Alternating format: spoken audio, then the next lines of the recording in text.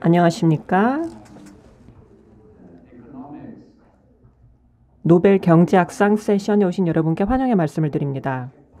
저는 안더스 헥터라고 합니다. 주한 스웨덴 대사관의 과학혁신 참사관이며 오늘 심포지엄 사회를 맡았습니다. 다시 한번 환영의 말씀을 드립니다. 온라인으로 참석하시는 분들께도 인사를 드립니다.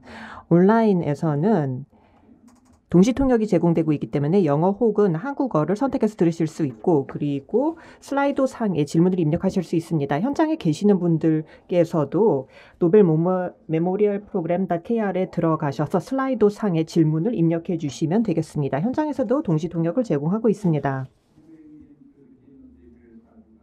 연사분들을 소개해드리기 전에 우선 주한 스웨덴 대사님을 모시겠습니다. 다니엘 볼벤 주한 스웨덴 대사님을 무대로 모시겠습니다.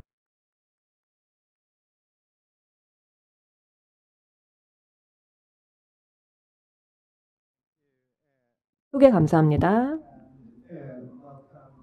여러분, 참석하신 분들, 그리고 바로 앞 세션을 들으신 분들께도 다시 한번 환영의 말씀을 드립니다. 제가 준비한 인사 말씀이 있는데 그와는 좀 다른 내용으로 말씀을 드리고자 합니다. 이번 심포지엄은 노벨 상에 대한 호기심을 독려하기 위한 자리입니다. 그리고 앞서서 과학 세션에서 바로 그런 목적을 달성했던 것 같습니다. 이번에는 좀 다른 분야, 경제학을 다루도록 하겠습니다. 은행과 금융위기에 대한 연구의 업적에 대해서 올해 노벨 경제학상이 수여가 되었습니다. 대단히 흥미로운 주제이기도 하죠. 저희 노벨 메모리얼 심포지엄은 파트너들의 도움 때문에 가능한 행사입니다. 진심을 담아서 한국개발연구원 파트너십을 보여주신 것에 대해서 감사드리고 싶습니다. 그리고 다시 한번 참석해 주신 여러분께 감사의 말씀을 드리며 이번 경제 세션에도 즐겁게 참여해 주시기 바랍니다. 감사합니다. 네, 대사님 감사드립니다. 이번 세션에는 KDI라는 굉장히 소중한 파트너 기관이 함께하고 계십니다. 이제 이종규 한국개발연구원 경영부원장님을 모시도록 하겠습니다.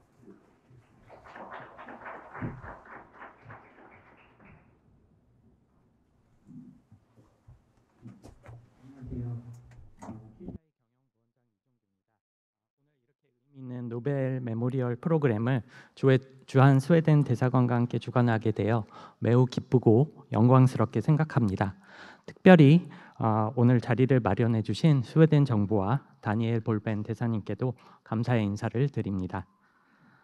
바쁘신 일정에도 발제를 허락해 주신 스웨덴 측의 룬트대 크리스토퍼 예드링 교수님과 한국 측의 KDI 이승엽 박사님, 그리고 노벨 경제학상 수상자를 감히 내가 평가할 수 없다며 토론을 고사하다가 어렵게 토론을 허락해 주신 포항공대 이기영 교수님께도 감사의 말씀을 드립니다.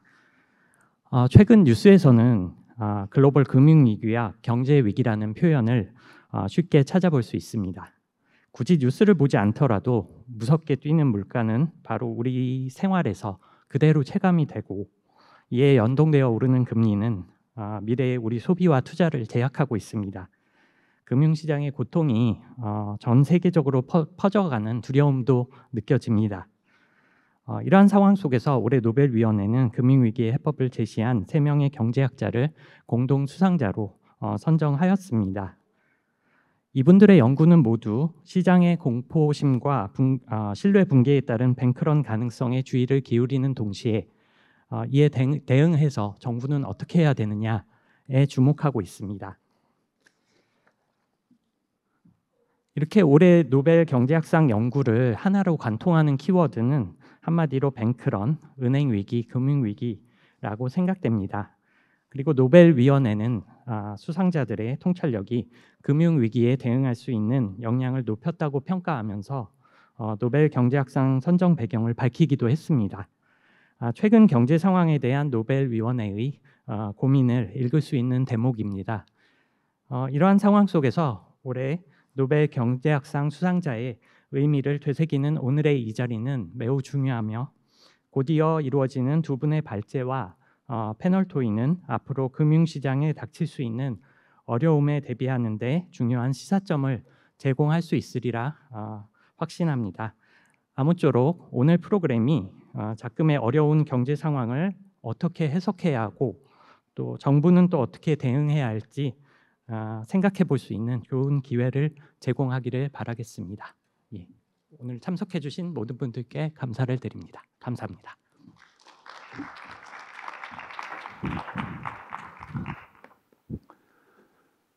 Thank you very much for those kind words. 네, 따뜻한 말씀 And, 감사드립니다. We will see more of you. KDI 연구자분들께서 참여를 하고 계시기 때문에 조금 후에 뵙겠습니다. 저희가 노벨 메모리얼 프로그램을 진행하는 지 3년 차입니다.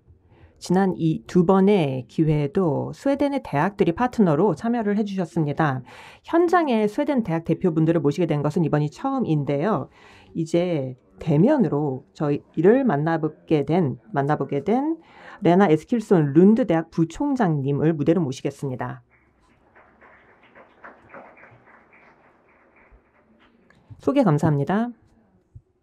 대사님, 동료 연구자 여러분, 그리고 현장에 계신 청중 여러분, 온라인으로 경청하고 계시는 분들, 환영의 말씀을 제가 드리게 되어서 대단히 기쁘게 생각합니다. 저는 룬드 대학의 부부총장입니다. 근데 저는 스웨덴의 대학들을 대표해서 이 자리에 오게 되었습니다. 우메오 대학, 그리고 왕립 기술 대학, 그리고 룬드 대학을 대표해서 오게 되었습니다.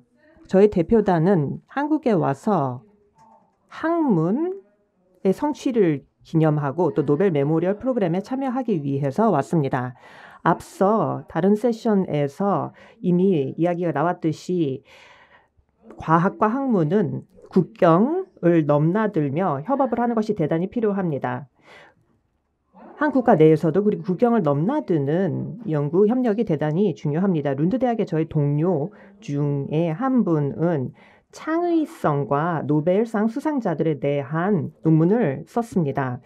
여기에서 강조하셨던 것 중에 하나가 사람을 만나고 장소에서 만나서 새로운 아이디어를 만들어내고 또 창의력을 갖는 것이 중요하다고 강조하셨습니다. 그래서 대면으로 여러분과 현장에서 만날 수 있게 되어서 대단히 기쁘게 생각합니다. 그리고 어제 흥미로운 세션에서도 말씀이 나왔는데 사람들이 필요로 하는 것은 결국 발생을 하게 되어 있습니다. 그래서 서울대학교에서 저희를 환영해 주셔서 감사드리며 그리고 한국개발연구원도 이 행사를 지원해 주신 것에 대해서 감사드리고 싶습니다. 이번 오후에 대단히 중요하고 의미 있는 세션들을 들었는데 제가 사회과학 분야를 전공했기 때문에 이번 경제학 세션에 특히 많은 관심을 가지고 있습니다. 그러면 바로 세션을 시작하도록 할까요? 감사합니다. 네, 그러면 시작을 하도록 하겠습니다. 네. 두 분의 기조 연설자를 모셨고요. 또 한 분의 토론자를 모셨습니다. 그리고 각각 기조 연설분들에게는 20분씩 드리도록 하겠습니다. 첫 번째 기조 연설자는 바로 크리스토퍼 에들링 교수님이십니다. 크리스토퍼 에들링 교수님은 스톡홀름 대학에서 1999년도에 박사학위를 취득하셨고요. 2012년도에 런드 대학에 오시기 전에 또 스톡홀름 대학교, 옵살라 대학 그리고 자콥스 대학에서 교수직을 역임하셨습니다. 교수님은 다양한 사회 현상의 네트워크 분석을 적용해서 주로 설문조사 및 등록 데이터를 활용해서 연구를 진행하고 계십니다. 그리고 이 VASP-HS 이사회에서 이사로서 또한 재직하고 계십니다. 그리고 또한 알프레드 노벨 기념 스웨덴 중앙은행 경제학상 심사위원회 위원으로 활동하고 계시고 또 스웨덴 왕립과학 한림원의 회원이십니다. 그래서 심사위원직을 수행하시면서 또 수상자들 선정하는 일을 하고 계십니다. 네, 모시게 되어서 영광입니다. 에들링 교수님 발표를 진행을 해 주시죠.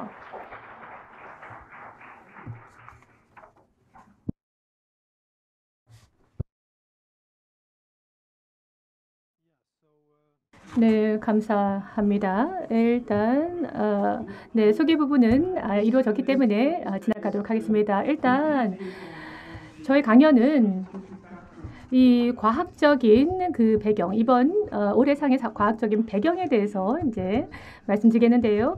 이 주소에서 이 배경 자료가 올라와 있습니다. 그래서 제가 특히 학생들에게 추천을 합니다. 굉장히 철저하게 이 분야에 대해서 검토를 하고 있는 보고서입니다. 그래서 굉장히 참조할 만한 그런 정보들이 많이 담겨 있습니다. 간략하게 제가 발표를 진행을 하도록 하겠습니다. 올해 상에 대해서 말씀을 드리겠습니다.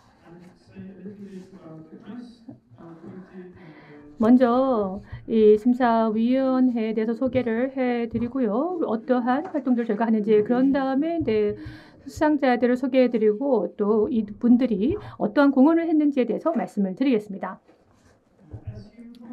잘 아시다시피 알프레드 노벨 그의 유서를 1895년에 쓰셨을 때는 경제학은 그가 선정한 노벨상 수상 분야 5개 중에 없었습니다.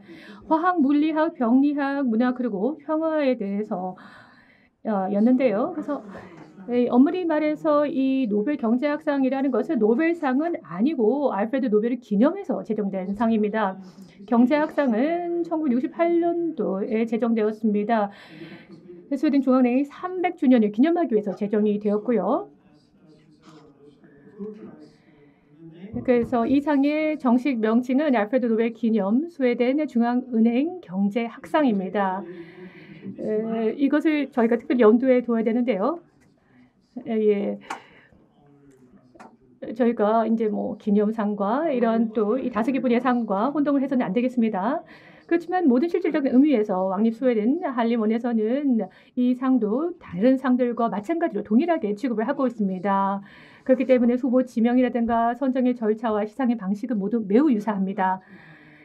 제가 이제 강조하고 싶은 것은 이것은 경제학상이라는 것입니다. 그래서 경제학에 대해서 포괄적으로 정리하고 있는 상이라는 점입니다. 그리고 더 나아가서 법령에 따라서 이 상은 노벨의 유지에 따라서 인류의 가장 큰 공헌을 한 사람에게 시상되고 있는 것입니다. 그리고 또한 이 상은 연구에 대해서 수여하는 상이고 정책이나 개인의 업적에 대해서 수여하는 상이 아닙니다. 이 경제학상 심사위원회 위원들은 왕립 한림원의 사회과학학부에서 선정을 하고 있습니다. 단언히 하겠지만 이 대다수의 위원들은 경제학자들인데 근데 한두 명은 저처럼 이렇게 인접학문 분야에서 종사하고 있습니다. 저는 사회학을 전공하고 있습니다. 네, 인접학문에 또 그 종사하는 학자들도 포함을 하고 있다는 것이죠. 매년 스웨덴 왕립 한림원에서는 다수의 후보 추천을 받고 있습니다. 학자들로부터 또 후보 추천을 받고 있습니다. 이런 후보들은 경제학상 심사위원회에서 심사를 하고 그런 다음에 위원회에서는 외부의 국제적인 전문가들에게 특정 후보들과 이들의 공헌에 대해서 자문을 구하게 됩니다. 이러한 절차를 통해서 수많은 보고서가 작성이 되고 이러한 보고서 들은 사실 이 수상자들에 대한 견해의 기초가 됩니다. 그래서 저희가 하고 있는 업무의 상당 부분 이 보고서들을 잘 살펴보는 것이죠. 그래서 연초에는 한 10명에서 15명 정도 추천을 받고요. 이제 봄과 여름을 거치면서 수가 줄어들고 그래서 9월 달에 이제 그 위원회가 이 한림원의 이 최종 후보에 대해서 의견을 제출합니다. 10월 달에 한림원에서 다수결 투표로 수상자를 결정하고 경제학상은 12월 10일에 스톡홀름에서 수여가 되는 것입니다. 그래서 12월 달에 시상식이 기다리고 있습니다. 또 저희가 염두에 둬야 될 것이 이 위원회에서는 심사위원회에서는 단연간에 걸쳐서 수상자에 대한 의견을 모으는 과정을 거칩니다. 그래서 이 수상자를 선정하는 과정 자체가 여러 해에 걸쳐서 이루어진다는 점을 또한 말씀드리고 싶습니다. 이 노벨상 수상자들만큼 그리고 특히 이제 경제학상 수상자들만큼 자신들 연구를 면밀하게 분석을 받는 분들도 없을 것입니다. 저는 이 경제학상 심사위원회가 전 세계에서 가장 엄격한 피어 리뷰 절차가 아닐까라는 생각을 하게 됩니다. 그래서 2020년도 알프레드 노벨 기념 스웨덴 중앙은행 경제학상은 경제에서 특히 금융 위기 상황에서 은행의 역할에 대한 연구에 대해서 수여가 되었습니다. 예, 은행의 금융위기에서 역할에 대한 연구에 수여가 되었는데요. 벤 버냉키 박사님이 수상자 중에 한 분이시고요. 1953년도 생이시고 1979년도에 MIT에서 박사 학위를 취득하셨습니다. 현재 워싱턴 소재 브루킹스 연구소의 선임 연구원으로 재직하고 계십니다. 더글라스 다이먼드 교수님도 역시 같은 해 1953년도 생이시고요. 또 1980년도에 예일 대학교에서 박사 학위를 취득하신 후에 현재 시카고 대학교 금융학 교수 재직 중이십니다. 필립 디빅 교수님도 1955년도 생이시고요. 예일대학교에서 1979년도에 박사 학위를 취득하셨고 현재 워싱턴 대학교에서 세인트루이스 있는 워싱턴 대학교에서 은행과 금융학 교수로 재직하고 계십니다. 이 세 분의 수장자는 거의 동일한 연령대이시고요. 이분들은 또한 박사 학위를 거의 같은 시기에 취득하셨고요. 그리고 또 이분들의 노벨 경제학상을 수상할 수 있도록 한 연구도 거의 같은 시기에 이루어졌습니다. 그때가 바로 한 40년 전이라는 것입니다. 그리고 흥미롭게도 그 상을 받은 연구가 대부분이 사실 이제 박사과정 받고 있는 그 시기에 이루어졌다는 것입니다. 이 연구가 1980년도 초에 시작이 되었는데요. 대공황 당시에 은행 부분의 경험이 동기가 되었습니다. 이 대공황이라는 것은 역사상 가장 심각하고 장기화된 경제 침체이죠. 미국에서 시작돼서 그리고 전 세계적으로 확산이 되었습니다. 이 연구는 경제에서 특히 금융위기 상황에서 은행이 수행하는 역할에 대한 우리의 이해를 증진시켰다라고 심사위원회는 밝히고 있습니다. 그리고 이 연구에 따르면 왜 은행이 파산하는 것을 막는 것이 중요한지 그것이 바로 중요한 연구 결과 중 하나입니다.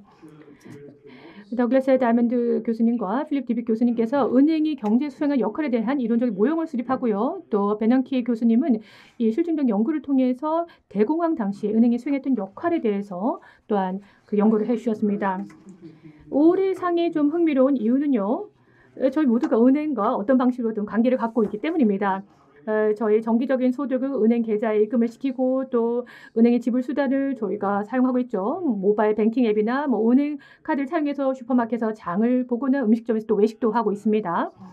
그리고 저희 삶의 일정 시점에서 저희 중 다수는 또 상대적으로 좀 큰 규모의 은행 대출을 익히기도 합니다. 예를 들어서 집이나 아파트를 매입할 때요. 기업도 마찬가지입니다. 대금 지급을 위해서 또 대금을 수령하기 위해서 또 은행을 활용하고 또 투자도 해야 되는 것이죠. 대부분의 경우 이것이 이 은행이나 은행과 유사한 그런 기관에 의한 금융 서비스에서 제공이 되는 것이죠. 그러나 저희는 이러한 서비스가 마땅히 제 기능을 할 것이라고 생각을 하는데요. 잠깐씩 기술적인 문제가 발생할 때를 제외하고는 당연히 제 기능을 할 것이다라고 생각을 합니다. 컴퓨터가 갑자기 다운이 된다거나 그런 상황은 말고요. 그런데 때로는 은행 시스템 전체가 혹은 부분이 실패할 수 있고 금융 위기가 발생할 수 있습니다. 중요한 은행들이 파산합니다. 대출을 얻는 것이 더 비싸지고 때로는 불가능해지기도 하고요. 부동산과 다른 자산 가격이 폭락합니다. 이러한 연쇄작용이 중단되지 않는다라면은 경제 전체가 급속하게 증가하는 실업률 그리고 일련의 기업 부도라는 악순환의 고리에 빠져들게 됩니다. 인류 역사상 가장 심각했던 경제 위기들이 금융 위기가 많았습니다.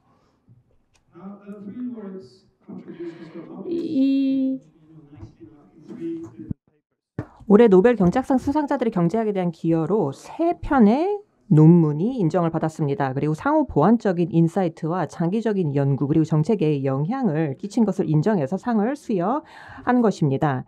1983년 논문에서 다이아몬드하고 딥비그 교수는 이론적 모델을 개발해서 은행이 예금자를 위해 어떻게 유동성을 생성하며 동시에 차주들이 장기금융 조달이 가능한지를 설명했습니다. 비교적 단순한 모델인데요. 은행이 주요 작동 메커니즘을 설명하는 모델입니다. 그리고 또한 동시에 이 뱅킹 시스템이 필연적으로 뱅크런에 어떻게 취약한지 그리고 규제를 가하는 시스템이 왜 필요한지를 입증하고 있습니다. 1984년 논문에서 다이아몬드 교수는 은행이 또 다른 중요한 과제로 차주를 모니터링해서 상환 의무를 이행하게 하는 필요 조건들을 분석했습니다. 그리고 만약에 은행이 실패하게 될 경우 그 모니터링 역량을 쉽게 대체하거나 아니면은 재구축하고 보완하기가 어렵다는 것을 증명했습니다. 그리고 또 1983년 버냉키의 논문은 은행의 실패가 1930년대 경제 대공황의 결정적인 역할을 했다는 것을 증명했습니다. 오늘날까지도 경제 대공황은 근대사에서 최악의 경제 위기였고요. 버냉키의 연구는 은행 시스템 그리고 경기 하락이 심각했고 파급 효과가 이렇게나 오래 지속된 이유를 제시를 한 논문이었습니다. 이와 같은 연구는 서로 보완적이기도 합니다. 은행의 기여에 대한 중요한 인사이트를 제공하기도 하고 은행이 왜 취약한지 그리고 은행의 취약성이 어떻게 엄중한 금융위기로 이어질 수 있는가를 설명하고 있습니다. 이러한 연구는 특히 정책 기반가들에게 대단히 중요했습니다. 각 중앙은행과 금융규제당국이 전 세계 각국에서 최근에 두 번의 중대한 위기 즉 2008년의 경제 대침체 그리고 코로나19 팬데믹 당시에 취했던 여러 가지 조치들은 경제학상 수상자의 연구 결과에 입각한 부분이 대단히 컸습니다. 그러면은 이 각각의 논문에 대해서 조금 더 자세히 들여다보겠습니다. 지금 보시는 논문은 다이먼드와 딥비크 교수가 동시에 박사과정을 밟고 있을 때 같은 지도교수 밑에서 연구를 하고 있었습니다. 그리고 지도교수가 따로 시간을 정해두지 않았기 때문에 만나줄 때까지 학생들이 연구실 앞에서 기다려주길 바랬습니다. 그래서 문 앞에 앉아서 같이 연구를 하면 좋을 만한 과자를 먹으면서 이야기를 나눴다고 합니다. 그렇게 대화를 하다가 둘이 같이 이러한 연구를 진행하게 된 거라고 합니다. 물론 논문을 작성한 것은 박사 학위를 취득한 이후였지만 박사과정생 때부터 서로 동료였다고 합니다. 이렇게 은행의 위기가 커다란 파급 효과를 일으키는 이유를 이해하기 위해서는 은행이 실제로 하는 역할이 무엇인지를 알아야 하고요. 다이먼드와 딥비크 교수가 바로 이것을 규명을 했습니다. 은행은 예금을 하는 사람들로부터 돈을 받아서 돈을 빌리려는 차주에게 전달합니다. 저금하는 이와 투자자의 니즈는 근본적으로 상충되기 때문에 이러한 금융중개 행위는 단순한 기계적인 이전이 아닙니다. 집을 사거나 아니면 장기 투자를 하기 위해서 은행의 대출을 받는 사람은 대주가 갑자기 상환을 요구하지 않을 거라는 확신이 있어야 하고요. 그리고 저금하는 이는 저축액의 일부는 즉각 이용할 수 있어야 예상치 못한 지출에 대비할 수 있습니다. 그래서 다이먼드와 딥비크 교수는 연구에서 은행이 자연스럽게 중개기관으로서 해결책을 제공하기 위해 발생하게 되었다고 설명합니다. 은행은 계좌를 제공해서 가게에서 현금을 입금할 수 있게 하고 그 돈을 장기 프로젝트에 대출해 줍니다. 그리고 수신 고객, 예금자는 원할 때 돈을 인출할 수 있고 이때 직접 투자를 했다가 조기에 돈을 회수하는 경우보다 손해를 적게 볼 수 있습니다. 이렇게 상대적으로 높은 수익은 더 장기로 예금을 하면서 장기 수익을 일부 포기하는 가계, 즉 프로젝트에 직접 투자하는 경우보다 수익을 일부 포기한 장기 예금자로부터 충당을 합니다. 바로 그렇기 때문에 저희의 예금에 대한 그 이자가 대출 이자보다 낮은 이유입니다. 다이아몬드와 딥비크 교수는 이 과정을 통해서 은행이 유동성, 즉 현금을 창출하는 것을 설명합니다. 수신 고객의 계좌에 돈은 은행 입장에서는 부채가 되며 장기 프로젝트에 대출해준 돈은 은행 입장에서는 자산입니다. 은행의 자산은 만기가 긴데 은행이 차주들에게 조기에 상환하지 않아도 좋다고 약속을 했기 때문입니다. 한편 은행의 부채는 만기가 짧은데요. 이는 요구불 예금자는 언제든지 돈을 인출할 수 있기 때문입니다. 그래서 은행이 바로 중개기관으로서 만기가 긴 자산을 짧은 만기의 은행 계좌로 전환하는 역할을 합니다. 이를 바로 만기 변환이라고 합니다. 이것이 바로 이 올해 노벨 경제학상 수상에서 가장 큰 의미를 갖는 개념이었습니다. 그러면 만기 변환의 사회적 가치는 자명하지만 이 모델은 동시에 은행이 자기 실현적 뱅크런에 노출되어서 취약하게 만든다고 그 연구자들이 주장하고 있습니다. 문제는 은행이 모든 장기 투자를 조기에 청산해야 한다면 모든 예금액을 충당할 만큼의 자금이 부족해진다는 것입니다. 예금자가 다른 예금자들이 모두 자금을 은행에서 인출할 것이라 믿고 은행이 장기 투자를 조기에 회수해야 될 상황이라고 생각한다면 그 예금자마저도 은행의 자금이 바닥나기 전에 자신의 예금액을 인출하려고 할 것입니다. 그래서 이 모델에 따르면 좋은 균형 상태가 있습니다. 이것이 바로 만기 변환이 제대로 작동하는 경우가 있고요. 또 부정적인 균형 상태가 있습니다. 모든 예금인들이 뱅크런을 하기 위해서 은행으로 달려가는 것입니다. 이제 차주로부터 돈을 받아서 은행이 결국은 붕괴를 하게 되는 것입니다. 그래서 우리는 이 부정적인 균형 상태를 피해야 되고 바로 이것이 규제기관의 역할입니다. 펀더멘털이 건전한 은행조차 이렇게 뱅크런이 확산되면 위험에 처할 수 있습니다. 부실한 은행이어야만 이렇게 취약해지는 것이 아닙니다. 건전한 은행도 이런 위험에 노출될 수가 있습니다. 그래서 뱅크런의 위험은 대단히 만연해 있다고 생각할 수 있습니다. 그래서 예금 보험을 정부 정책이 제공하거나 아니면 중앙은행이 최종 대부자 역할을 하는 것이 거의 대부분의 국가에서 일반화되었습니다.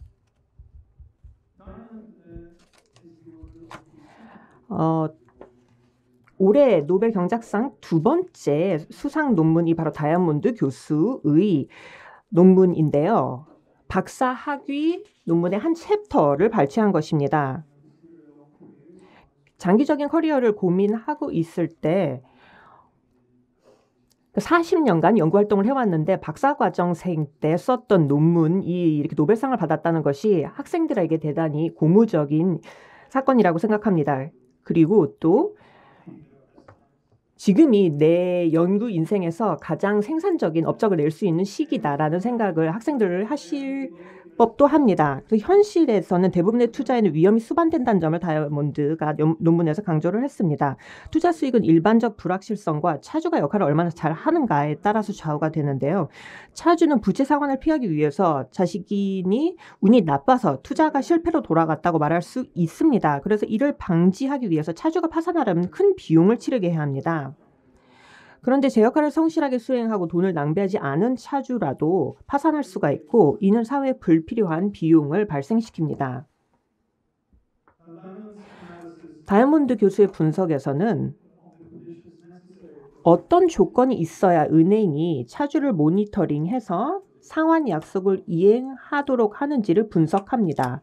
어떻게 차주를 모니터링해서 상환 약속을 이행하도록 하는지를 다루고 있습니다. 은행이 중개 역할을 하지 않으면 이런 모니터링은 너무 어렵거나 비용이 많이 들 것입니다. 예금자들이 직접 모니터링하기가 어렵죠. 개인 중에서 직간접적으로 프로젝트에 투자한 이들이 직접 자신의 투자액 관리 상태를 모니터링하는 것은 무리이기 때문에 모니터링 역할을 은행에 위임하게 됩니다. 그리고 은행은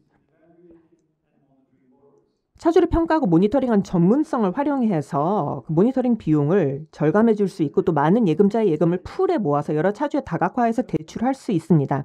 이 덕에 가계의 예금이 수익성 있는 투자처에 더 낮은 비용으로 제공될 수 있습니다. 그런데 은행이 차주를 모니터링한다면 은행은 또 누가 모니터링하는지 다이아몬드 교수가 논문에서 묻고 있습니다. 다이아몬드 교수가 내린 결론 중 하나로 은행의 조직 방식 때문에 예금자들이 모니터링을 할 필요가 없다고 합니다. 은행은 차주 모니터링에 들어가는 비용을 절감하려다가 대출해준 돈에서 큰 손실을 볼 수 있습니다. 예금자에게 약속한 금액을 돌려주지 못해서 은행이 붕괴하게 되는 것이죠. 바로 그렇기 때문에 은행은 은행의 존립을 위해서라도 차주를 모니터링하며 예금자들이 은행을 모니터링할 필요가 없어집니다. 은행이 차주를 모니터링을 할 때에는 지식이 필요한데 그 지식은 은행이 실패하게 되면은 사라지게 됩니다. 그래서 이 위임 모니터링은 다 지식 기반으로 이루어집니다. 그리고 이 지식을 구축하고 또 재생산하는 데에는 시간이 많이 듭니다. 그래서 공황 시기에 그랬듯이 여러 은행이 동시에 파산을 하게 되면은 신용 중개의 비용이 급격하게 증가해서 경제의 많은 부분이 마비됩니다. 따라서 은행 실패 시 매우 부정적인 영향이 있을 뿐만이 아니라 위임 모니터링 기능 때문에 이 차주를 모니터링할 수 있는 역량을 다시 키우는데 시간이 워낙 많이 걸리기 때문에 장기적인 피해가 발생합니다. 그래서 1930년대 은행의 역할에 대한 버냉키가 연구를 수행한 것은 다이아몬드와 딥비그의 연구를 입증을 했습니다. 그래서 은행이 대규모로 실패하게 되면은 새로의 관계를 구축하는데 시간이 많이 걸린다는 점에 주목을 했습니다. 그리고 모델에 따라서 극심한 신용 경색으로 가계, 농장, 소기업들이 주로 타격을 입어서 경제 대공황이 더욱 극심하게 연장되었다는 점을 살펴보았습니다.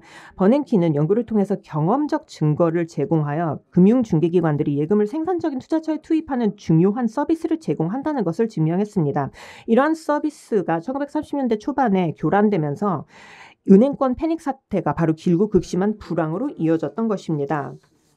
그래서 버냉키의 인사이트는 다이아몬드와 딥비크 교수의 연구에 대한 근거를 제공하고 더 구체적으로는 버냉키는 뱅크런이 다이아몬드와 딥비크 교수가 모델링한 금융위기를 촉발할 수 있음을 보여주었습니다. 이는 다시 신용 중개 기능의 교란이 장기화로 이어지고 은행 실패가 은행의 선별 스크리닝과 모니터링 서비스를 파괴한다는 다이아몬드 교수의 위임 모니터링 이론과 일맥상통합니다. 버냉키 그리고 다이아몬드 딥비크의 연구는 현대 뱅킹 이론의 초석이 되었고 오늘날 경제학과 금융의 주요 축 중 하나를 이루고 있습니다. 또 이후로 나온 연구는 규제의 기본 틀을 마련했습니다. 어떻게 해야 될지를 알려준다기보다는 어떤 중요한 요인들이 있고 규제 당국에서는 어떤 부분에 정책 기반과는 어떤 부분에 주목을 해야 되는지를 알려주고 있습니다. 미시경제 토대를 강조하면서 이 이론은 다양한 금융중개기관에도 함의를 갖게 되었습니다.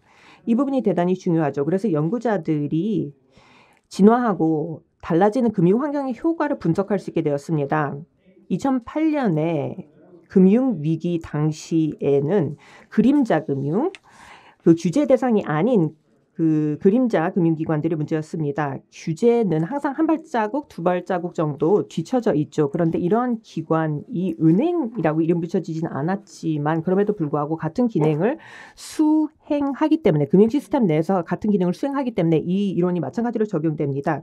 기술 그리고 규제가 달라지면서 새로운 중개 금융기관들이 시장에 등장을 했고 중개금융기관은 전통적 은행과 경쟁하거나 심지어 대체자가 되기도 합니다. 그리고 새 경제 주체들은 은행과 같은 기본적인 기능을 제공하면 또 같은 취약점을 가지고 있습니다. 따라서 금융규제 역시 진화를 해야 하는 것입니다. 이 수상자들의 연구는 다양한 정책 도구가 경제 위기를 예방하고 대응하는 것에 대한 평가의 기준을 마련하고 있습니다. 정책적 개입으로서 예금보험과 같은 수단은 그 자체로서도 효과가 있지만 잠재적으로 상당한 비용을 발생시킬 수도 있습니다. 그래서 은행을 과잉보호하게 되면 도덕적 해이를 유발할 수 있고 또 불평등을 심화할 수 있다는 지적도 많습니다. 그런데 이와 같은 논의에서 올해 노벨 경제학상 수상 이론은 정책 입안가들이 중요한 경제 메커니즘과 교환 관계를 고려해서 금융 정책을 설계하는 바탕을 마련해 주고 있습니다. 그래서 은행과 금융 위기에 대한 연구에서 2022년 그 노벨 경제학상에 대한 설명을 해드렸습니다. 감사합니다.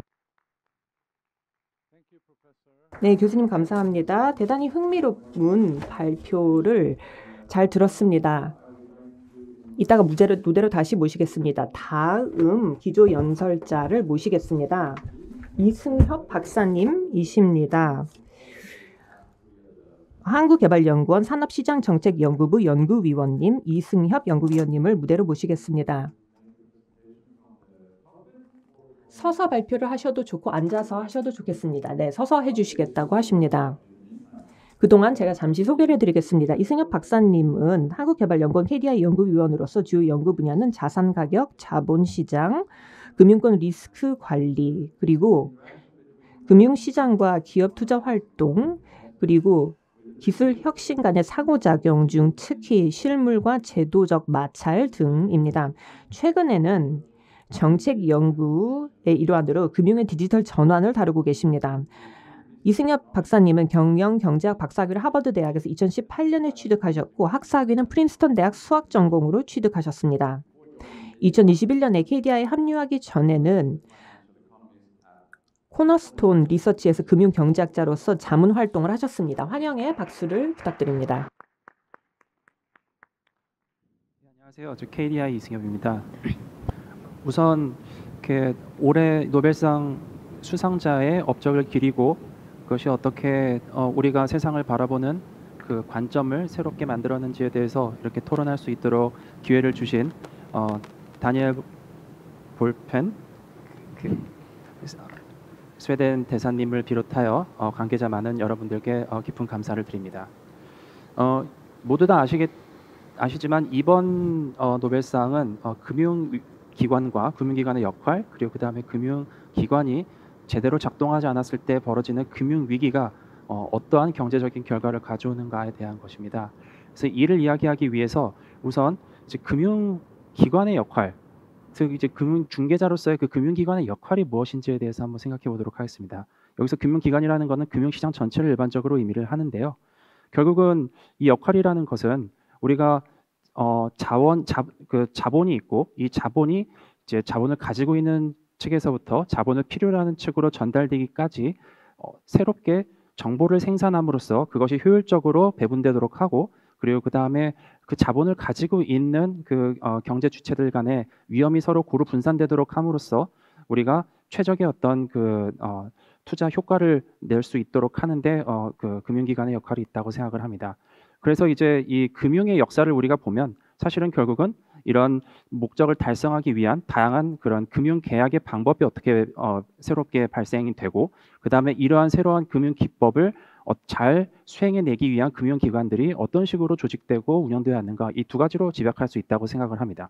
여기서 우리가 이제 궁금해지는 것은 이제 금융 시스템 자체 중에서도 이제 은행이라는 것이 가장 중요하다는 것은 모든 사람들이 다 동의할 것입니다. 근데 그랬을 때 우리는 지금 은행이라는 것이 당연히 존재한다고 생각하지만 태초에 있지는 않았을 거 아닙니까?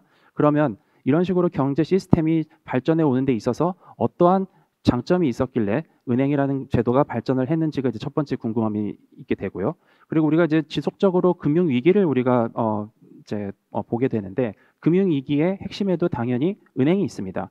그런데 이제 금융 위기가 주로 은행을 통해서 발현되고, 그리고 그 다음에 그것이 경제적으로 큰 영향을 준다면 우리가 은행을 통해서 이제 만들어지는 다양한 그런 금융 계약들, 예금 계약이 가장 대표적인 것이죠. 이것들에 어떠한 고유한 약점이 있기 때문에 이런 일들이 지속적으로 벌어지는가에 대해서 우리가 또 궁금해할 수 있습니다.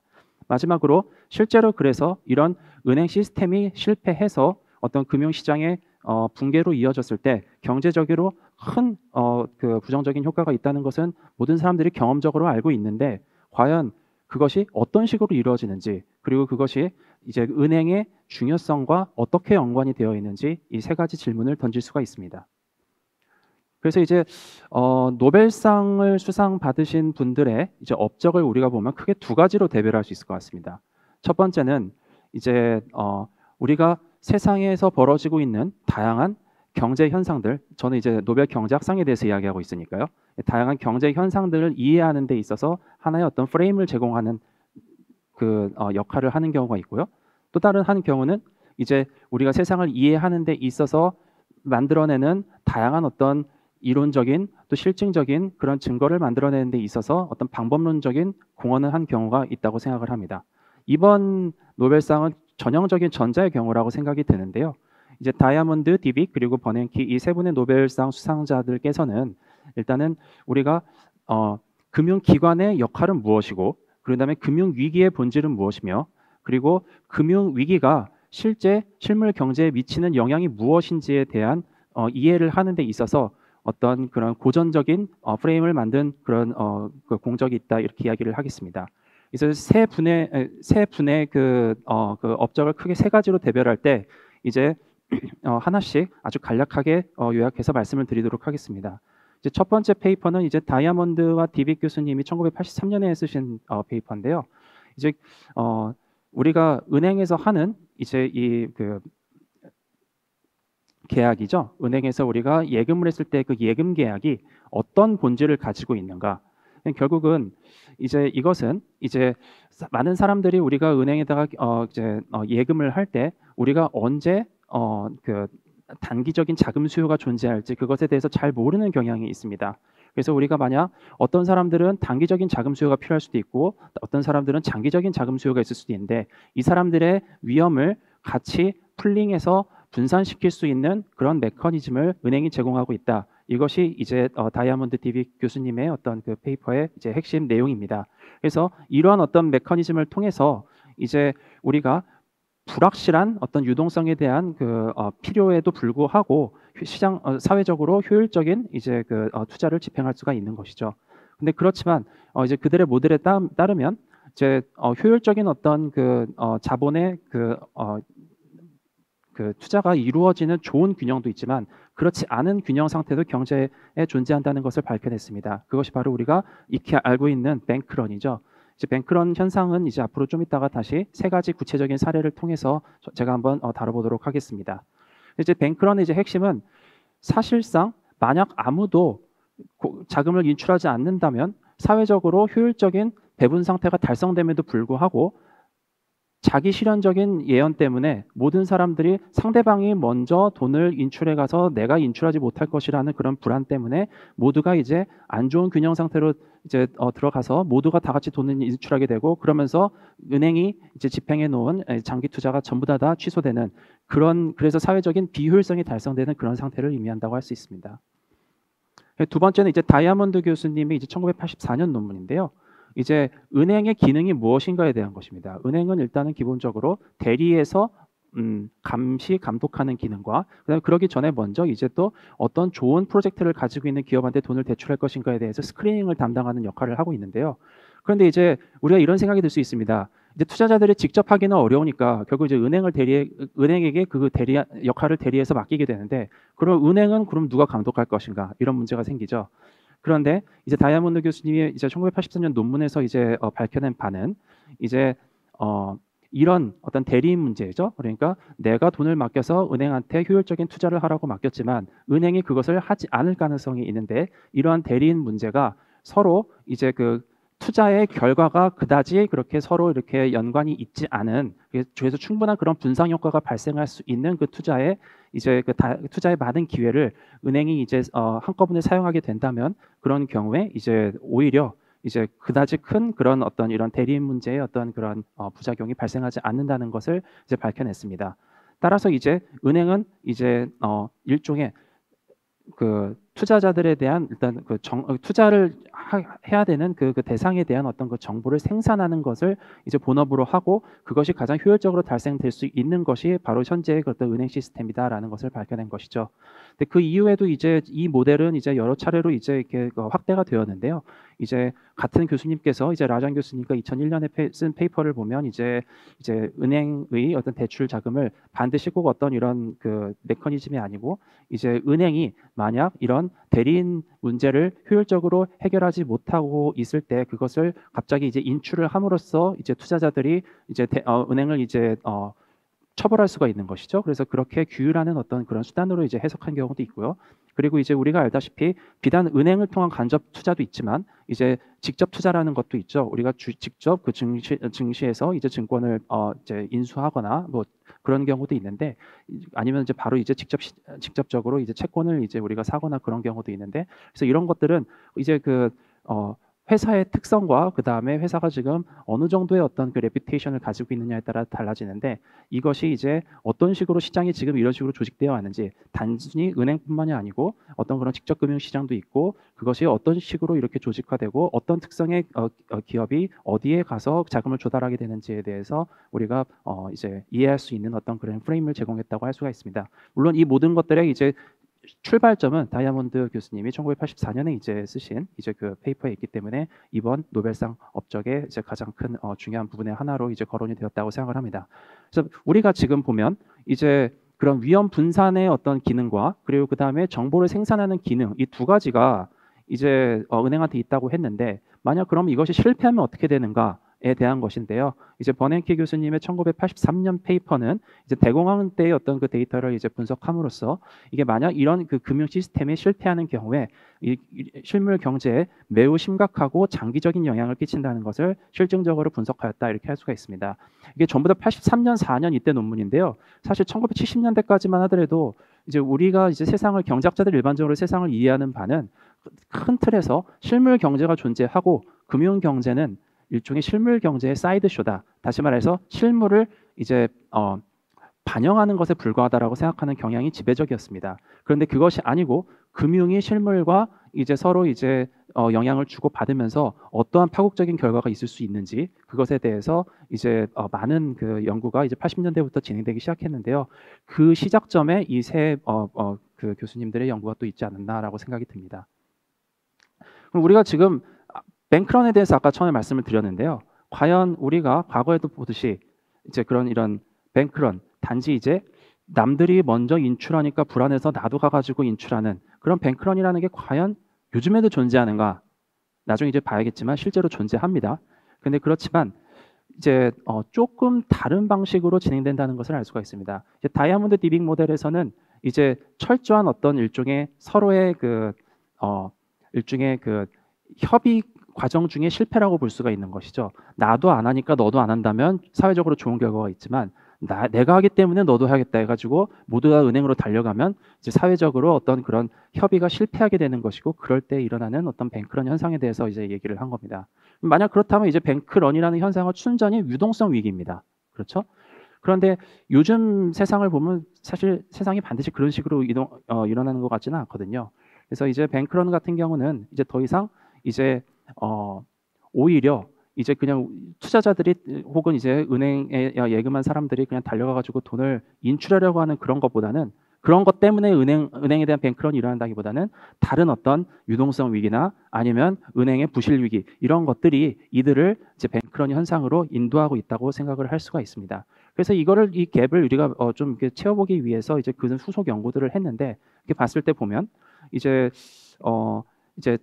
은행이 가지고 있는 자산에 대한 어떤 그 결과물의 그 건전성이나 결과물에 대한 어떤 약간의 그 불확실성이 있을 때 그리고 그 다음에 투자자들이 그에 대해서 정확하게 모를 때 이제 어떤 균형 상태가 이제 뱅크런 런 상황으로 발생할 수 있는데 이제 그것이 이제 오히려 이럴 수도 있고 저럴 수도 아니고 뱅크런이 반드시 발생한다. 단 언제 이제 투자자들의 이제 건전성에 대한 은행이 가지고 있는 자산에 대한 건전성에 대한 믿음이 심각하게 붕괴되었을 때 오히려 유일한 어떤 그런 균형 상태로의 뱅크런이 발생한다. 이런 것들이 이제 후속 연구에서 밝혀져 있습니다.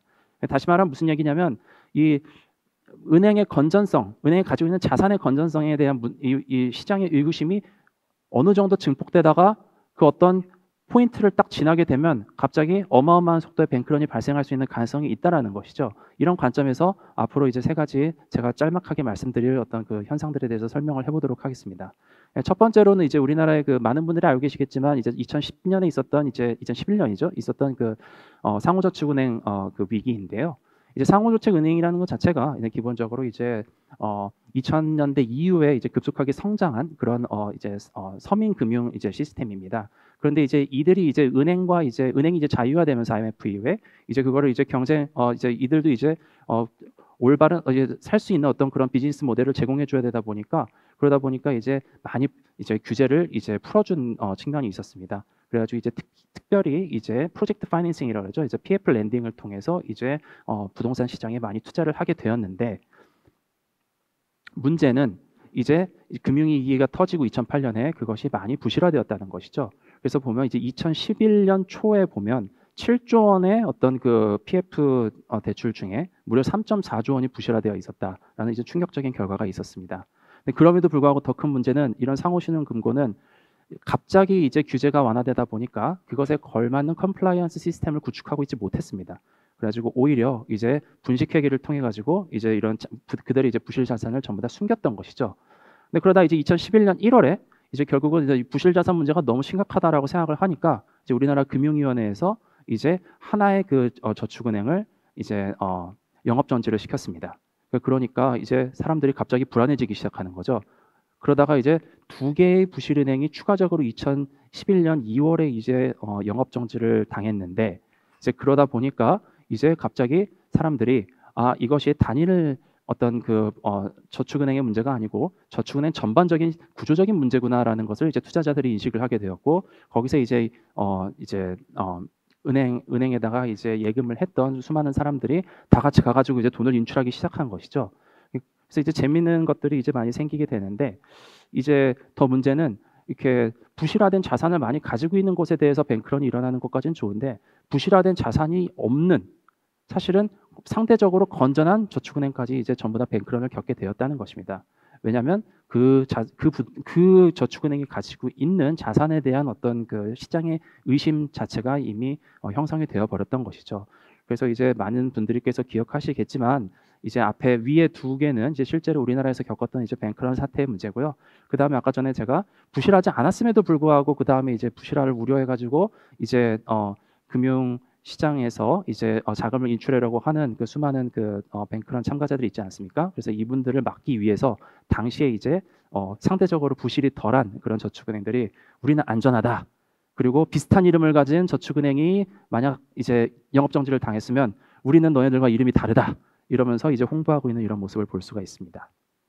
그래서 이제 사실 우리가 이제 아까 전에 앞서 그 강연에서 들으셨듯이 이제 우리가 이제 금융 이제 뱅크런을 이제 막는 방법으로는 이제 크게 세 가지로 하나는 이제 자본 건전성 규제가 있고요. 그리고 그 다음에 이제 중앙은행이 최종 대부자 역할을 해주는 경우가 있고요. 그 다음에 은행 예금 보험의 역할이 있죠.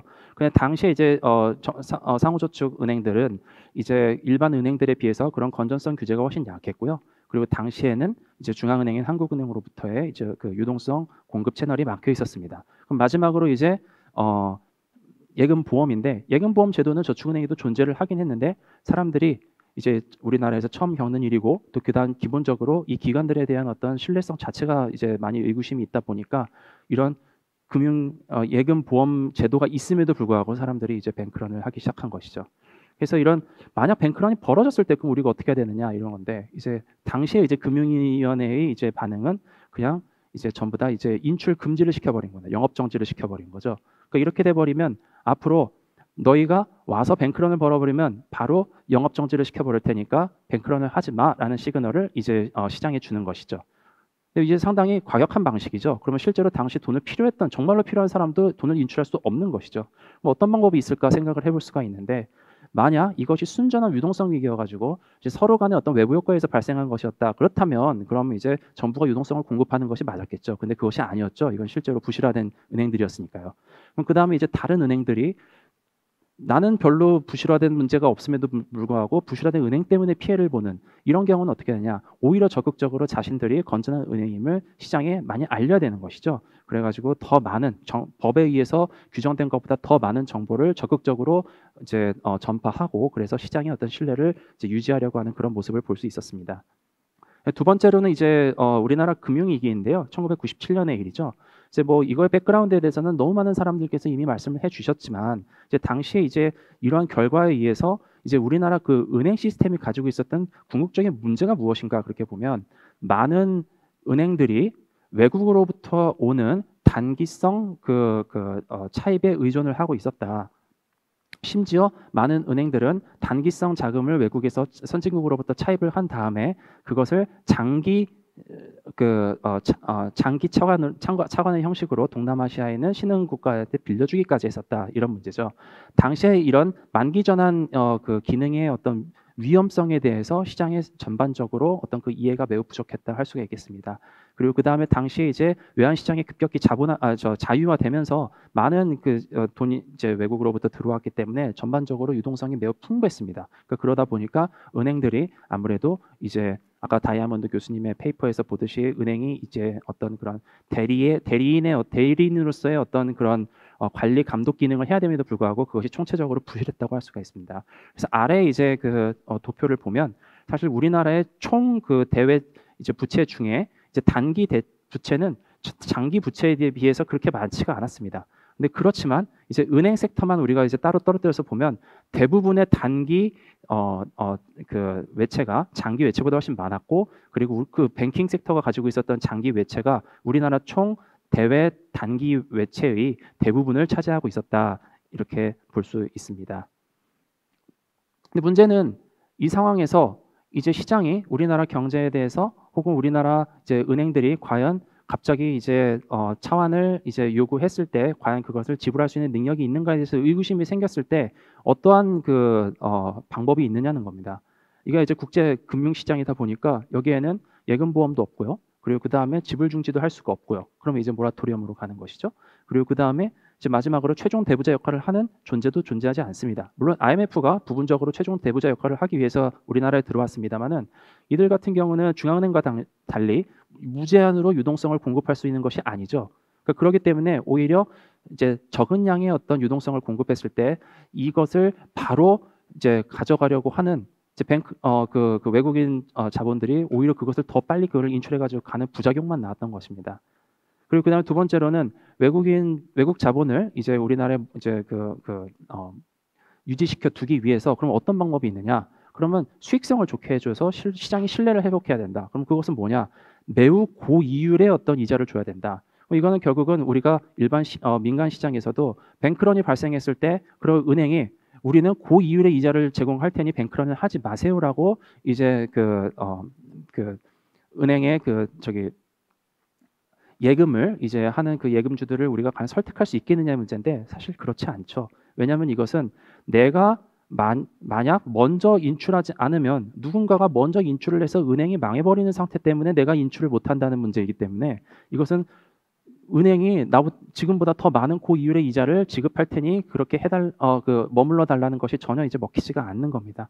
그래서 사실 IMF의 이제 초기 어떤 그런 프로그램은 전반적으로 한국에서 실패한 이유는 여기 있다고 할 수가 있습니다. 그러면 어떤 것이 먹혔느냐?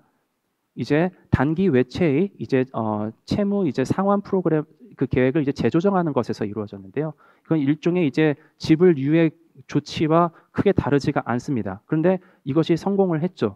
이게 왜냐하면 지불 유예 조치를 이제 결국은 우리나라와 IMF와 그다음에 특히 이제 미국 정부를 중심으로 해가지고 그걸 성공적으로 1998년 초에 이제 그거를 해냈는데 그렇게 되니까 이제 시장에는 지불 유예 조치를 할 것이라는 어떤 국제 이제 사회 특히 이제 IMF와 그 정부의 어떤 그런 조치에 대한 어떤 그 신뢰가 이제 생겨버렸고 그러다 보니까 이제 자연스럽게 이제 더 이상 뱅크런을 할 이유가 없다가 되어버린 것이죠.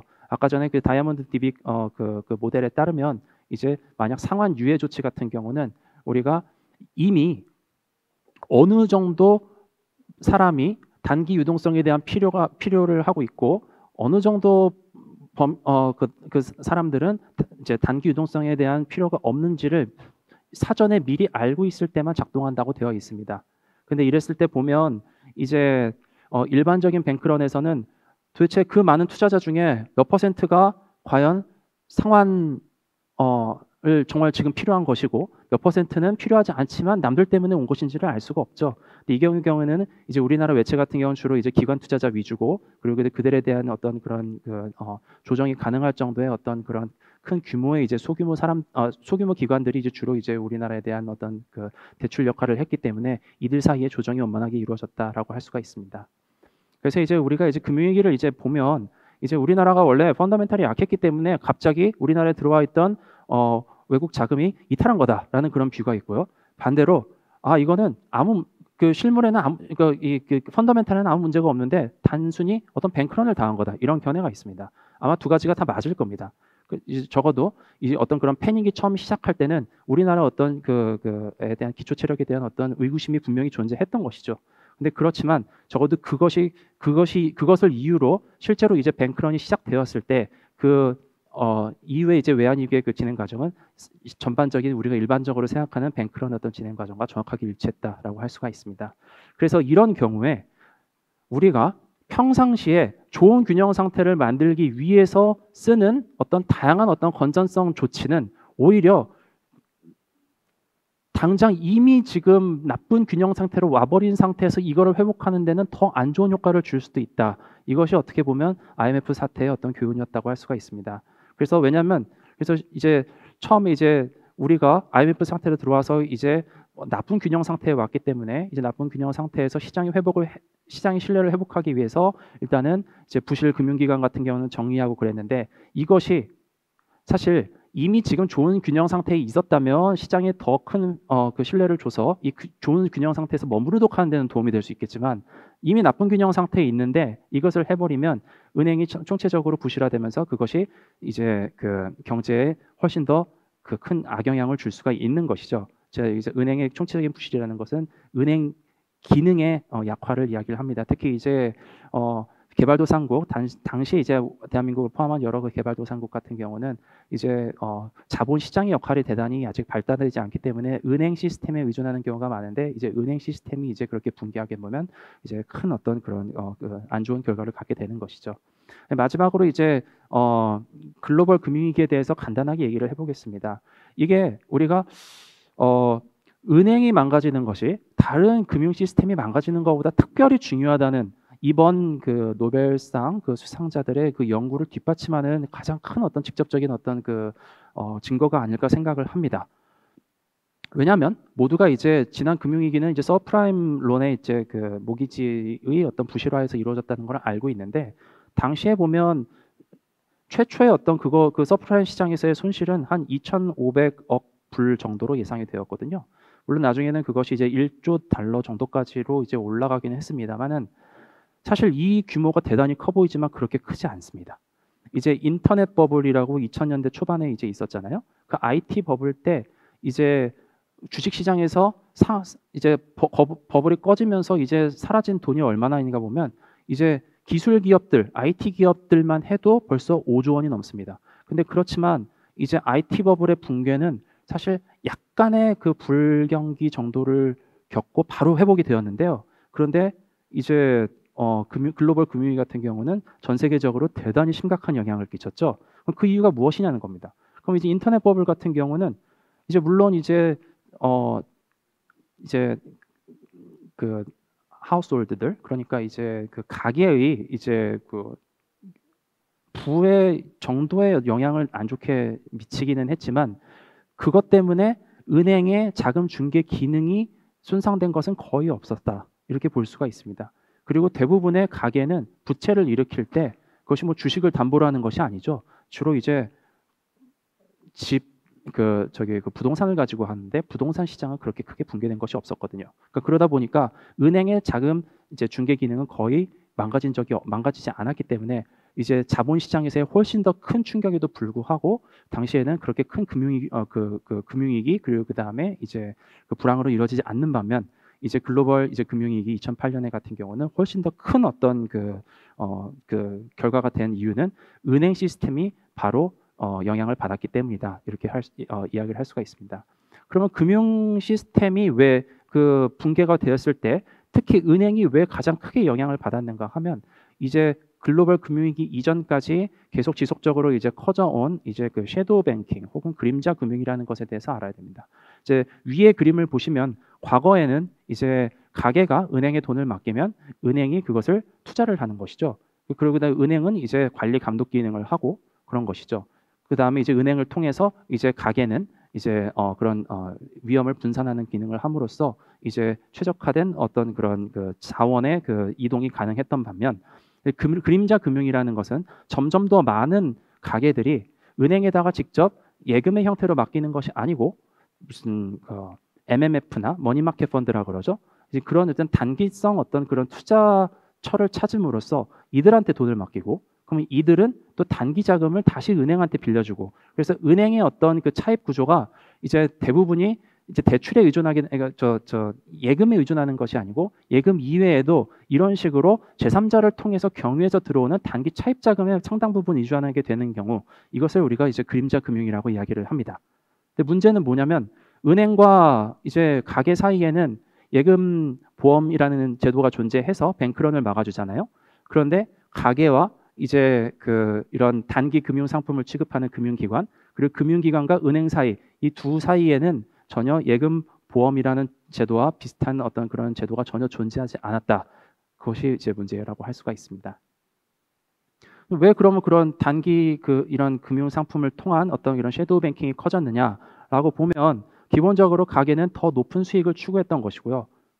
왜 더 높은 수익이 가능했느냐? 왜냐하면 예금 같은 경우는 훨씬 거의 사실 이율이 있지 않죠. 요구불 예금 같은 경우는 대부분 거의 어떤 그런 수익을 가져다 주지 못하는데 그거보다 더 높은 수익을 이제 어떤 이런 단기 금융 상품들이 제공해 주었기 때문이라고 할 수가 있습니다.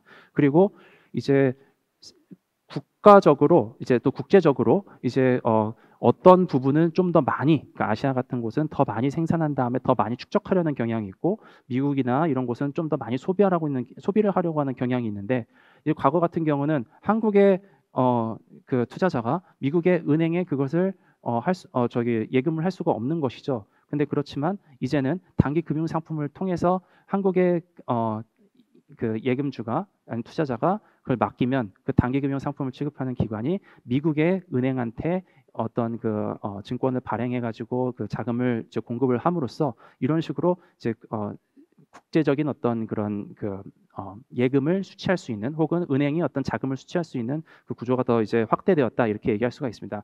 그러면 그것의 결과는 무엇이냐?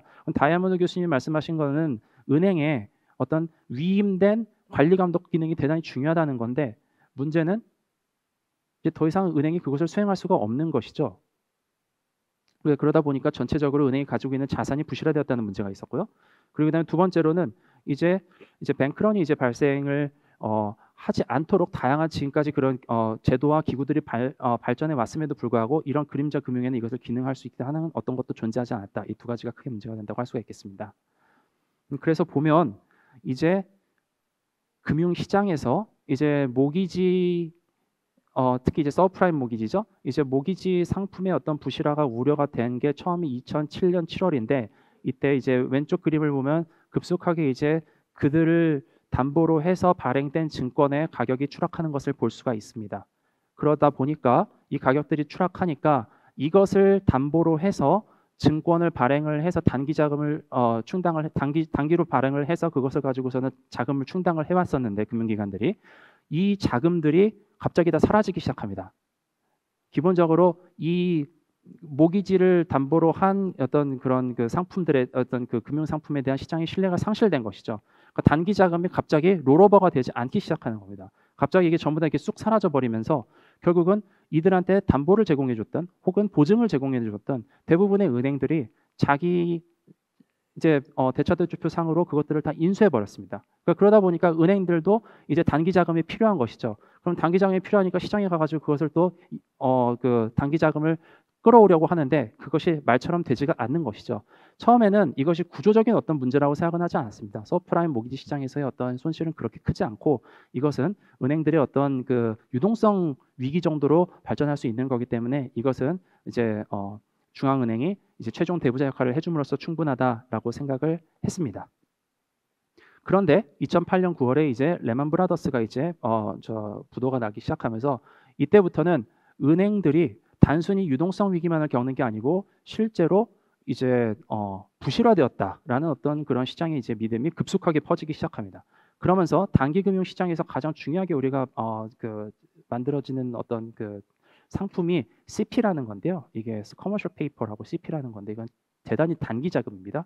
이 단기 자금이 전혀 롤오버가 되지 않고 시장에서 바로 증발해 버리는 겁니다. 그리고 전부 다 이것이 이제 금융기관으로 이제 금융기관들이 이제 전부 다 그것이 이제 미국 국채를 사기 시작한 것이죠. 그러다 보니까 이번에는 거꾸로 이제 이거 지금까지 말씀드린 거는 이제 은행과 이제 그 단기 자금을 이제 중개했던 금융기관의 문제인데, 이번에는 금융기관이 이런 손실을 MMF나 이런 것들을 운영하는 금융기관이 조금이라도 손실을 볼 것이라는 어떤 시장의 어떤 그런 의구심이 들기 시작하니까 이번에는 이제 가계가 이제 자금을 급속도로 인출하기 시작합니다. 그래서 이제 그림에서 보듯이 갑자기 이제 레만 브라더스 직후에 이제 하나의 어떤 MMF, 주요 MMF가 손실을 보기 시작하면서, 손실을 봤다는 얘기는 원금 보장이 안 될 것이라는 뉴스가 돌기 시작하면서 시장에서 급속도로 자금이 이탈하기 시작하면서 또 다른 런이 발생했다. 이것은 어떻게 끝났느냐? 결국은 이제 미국 재무부가 사실상의 이제 그 담보를 그 보증을 이제 시장 참가자들한테 이제 제공을 하면서 그때 끝났습니다. 다시 말해서 결과적으로 이런 그림자 금융에서의 어떤 이런 문제는 Yes, I'll do it in a minute. Yes, right. Thank you. Okay, yes. 그래서 결과적으로 네, 문제는 마치겠습니다. 우리 이제 그림자 금융을 통한 어떤 이런 그 자금의 순환이 대단히 이제 지금까지 우리가 이제 예금보험 제도라든지 최종 대부자 제도 등을 통해서 만들어 놓은 이런 것들의 어떤 그 효용을 전혀 누릴 수 없는 식으로 발생을 했고 결국 금융위기 이후에 이제 중앙은행과 그다음에 이제 정부가 뛰어들어서 결국 이런 제도들을 사실상 만들어 줌으로써 금융위기를 제한적으로 극복할 수 있었다라고 얘기를 할 수가 있겠습니다. 그러면 이제 과연 과거에 우리가 이제 Yeah, this is the last slide. Yes, right. Yeah. 네, 마지막 그래서 이제 슬라이드 그럼 발표하고 과거에 이제 마치겠습니다. 그 페드가 이런 많은 그 은행들을 구제해 준 것에 대해서 우리가 얼만큼 그러면 이거를 정당할 수 있느냐라고 했을 때 보면 우리가 이제 금융 시스템이 이제 붕괴되었을 때 특히 은행이 붕괴되었을 때 그 영향을 받는 것은 주로 이제 큰 기관 그러니까 뭐 자본 시장에 우리가 개입될 시장에서 자금을 조달할 수 있는 대형 금융기관이 아니라 이제 소상공인 또 그다음에 서민들 그리고 그다음에 작은 기업들이었다. 그래서 이들에 대한 영향이 훨씬 더 크고 이거를 막기 위해서 개입했다라고 우리가 선회를 할 수가 있습니다. 그래서 결과적으로 이제 이러한 어떤 금융 위기를 이제 극복하는 데 있어서의 어떤 다양한 어떤 그런 툴을 제공하는 데 있어서 이번 이제 금융 위기와 그다음에 이제 은행을 이제 연구해서 노벨상을 수상하신 이번 수상자들의 업적이 있다. 이를 기반으로 해서 우리가 지금 이제 충분히 이제 앞으로 다가올 어떤 위기들도 극복해 나가고 또 예방하는 데 있어서 많은 연구가 진행되고 있다. 이 정도로 말씀드리겠습니다. 감사합니다.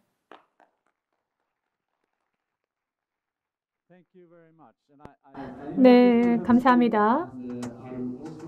네, 자리에 착석해 주시기 바랍니다. 그리고 에들린 교수님도 나와주시고요. 그리고 한 분의 패널을 초대하겠습니다. 이기영 포스텍 인문사회학부 부교수님이십니다. 네, 앞으로 나와주시죠. 앉아주시고요. 에들린 교수님 여기에 앉아주시기 바랍니다.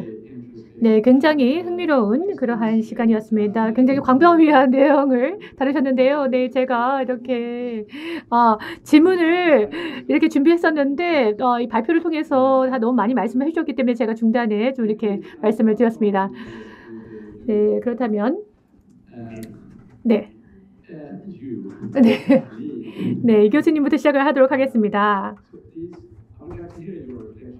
네, 지금 생각을 좀 여쭤보고 싶은데요. 네, 두 분의 기조 연설자들의 발표를 들으셨는데요.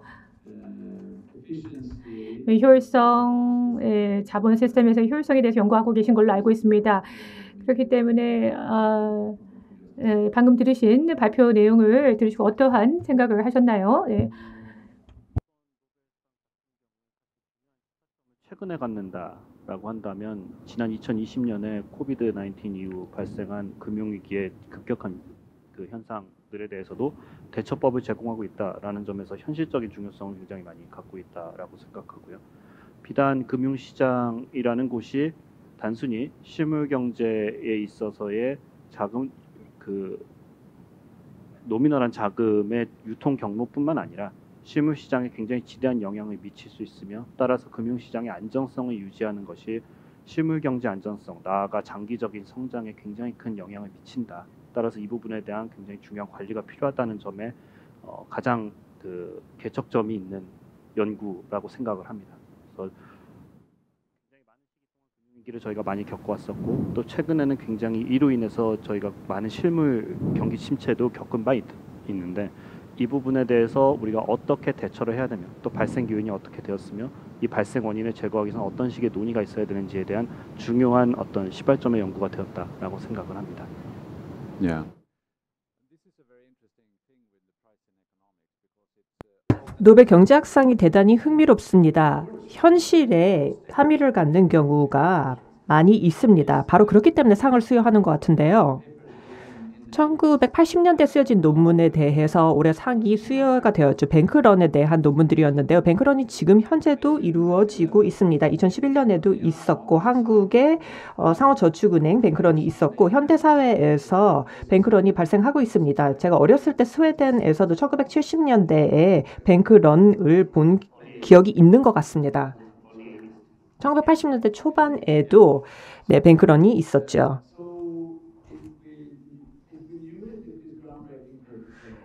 1980년대에 이런 혁신적인 연구가 있었는데도 불구하고 왜 뱅크런이 지금도 발생을 하고 있는 이유는 안정성에 대한 의문이 항상 존재하고 있다는 것이 가장 큰 이유라고 생각을 합니다.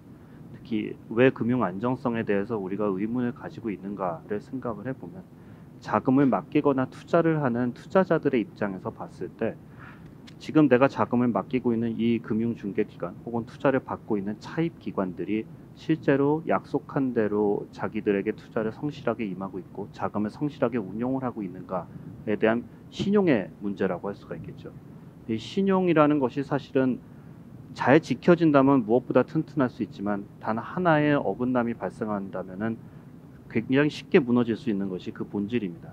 이 본질이 사실 어떠한 시스템의 진화, 발전이 있다 할지라도 어디에선가 약점이 보이고 투자자들이 이로 인한 불안감을 가지게 된다면 사실 굉장히 큰 신뢰의 붕괴로 이어질 수 있고 이는 단순한 작은 몇 개 기관의 실패에 불과한 것이 아니라 전체 시스템에 대한 의심으로 이어질 수 있으며 그게 결국은 이번 노벨상 수상자들이 예견한 바와 같이 분석한 바와 같이 시스템 전체의 위기로 갈 수 있다라는 것을 보여주고 있습니다.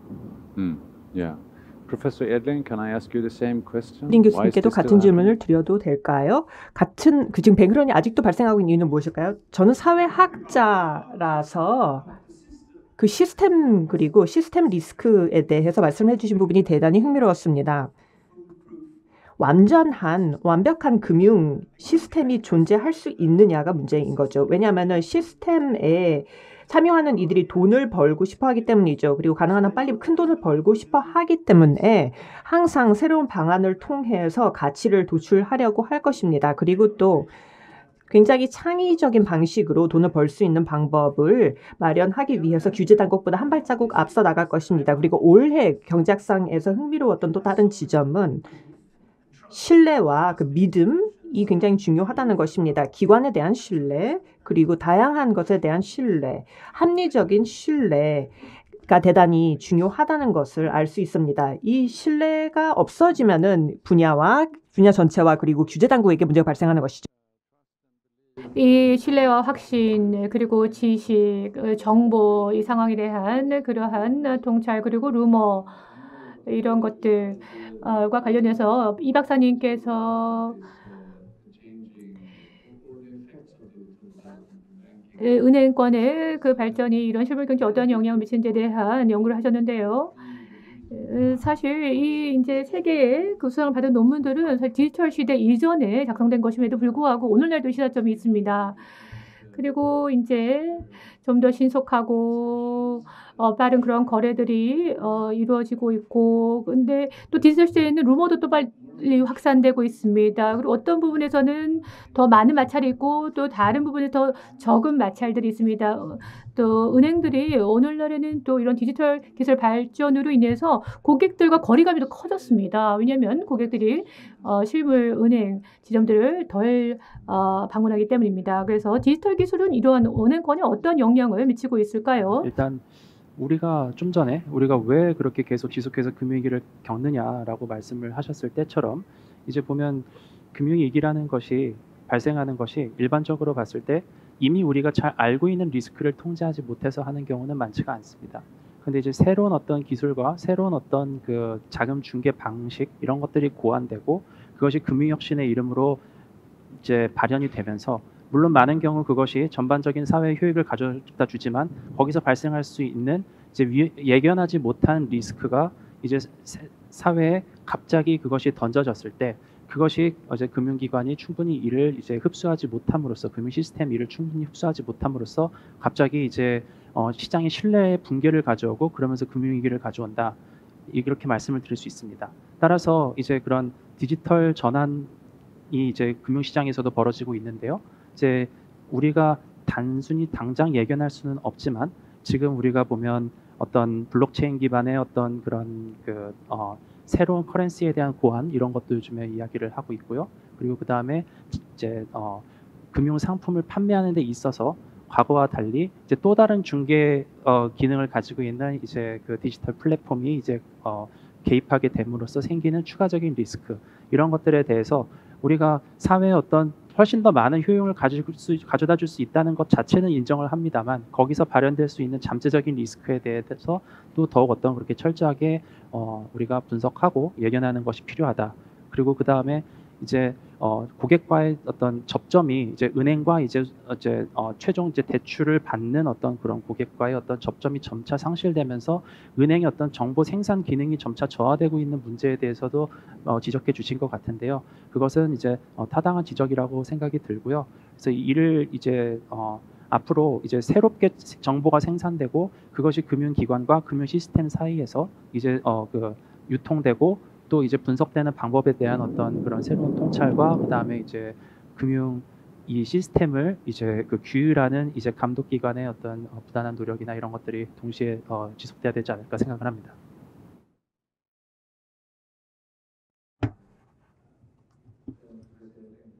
네, 에들린 교수님 혹시 그 금융의 디지털화가 어떤 변화를 가져올지에 대해서 첨언하실 것이 있으실까요? 네, 그다지 첨언할 게 많진 않지만 제가 예상하기로는 금융기관의 그 모니터링 기능이 더 개선될 것이라고 생각합니다. 왜냐하면 디지털화로 인해서 많은 정보와 데이터가 발생하기 때문입니다. 더 풍부한 데이터가 있기 때문에 모니터링하기가 더 좋아지는 것이죠. 근데 거기까지 말씀드릴 수 있을 것 같습니다. 그러면은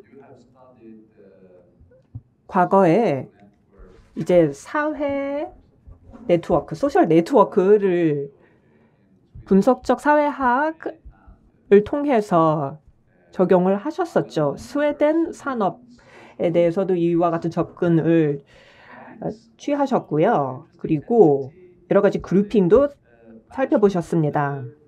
은행 역시 관리 경영의 수준이라든가 은행권에 대한 감독 관리 역시 사회학적인 관점에서 볼 수 있는 흥미로운 연구 주제가 될 수 있을까요? 네, 사회학에 있어서는 사람이 포함된 영역이라면 다 흥미로운 연구 주제가 될 수 있습니다. 그런데 사회학자라면 좀 다른 관점에서 은행을 고찰을 하겠죠.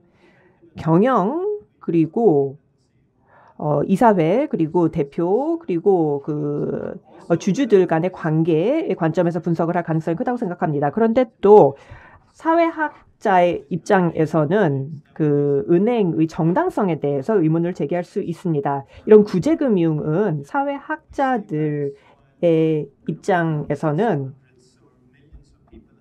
그 은행이 있는데 이렇게나 수천만 명이 자금을 구하기 어려운 이유는 무엇이냐 이런 의문을 제기할 수 있기 때문에 사회학자라면 그런 질문을 물어볼 수 있을 것 같습니다. 저는요, 이 경제학을 하나의 분야로서 이제 사실 제가 궁금한 측면들이 있습니다. 많은 학생들도 와 계십니다. 그래서 어떠한 경제학 분야를 앞으로 더 연구할 것인가에 대해서 고민할 수도 있겠는데요. 또 어떠한 기준들이 이 경제학 연구에 있어서 퀄리티에 대해서 어떤 기준들이 있을까요? 에드윈 교수님께서 말씀해 주시겠습니까? 지금 지금 심사위원회에서 지금 위원으로 활동하고 계셔서 그래서 이제 후보들을 이렇게 선정하는 작업에 참여를 해 오셨는데, 그렇다면 이 심사위원회에서는 어떻게 선택을 내리나요? 발표에서도 잠깐 언급을 해 주셨는데 어떤 이 연구의 품질에 대한 그런 기준들이 있을 것 같습니다. 네, 일단 후보 추천이 중요하죠. 만약 후보 추천이 없더라면은 수상자를 선정할 수가 없을 것입니다.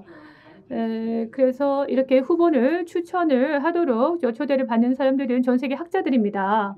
그래서 네, 경제학과 교수들이 대부분 추천을 해주시죠. 그리고 또 학계 외의 분야 혹은 인접 학문 분야의 학자들도 추천해 주십니다. 어떤 과학적인 민주적인 그런 절차를 통해서 선정을 하게 됩니다. 그렇지만 인기 투표는 아닙니다.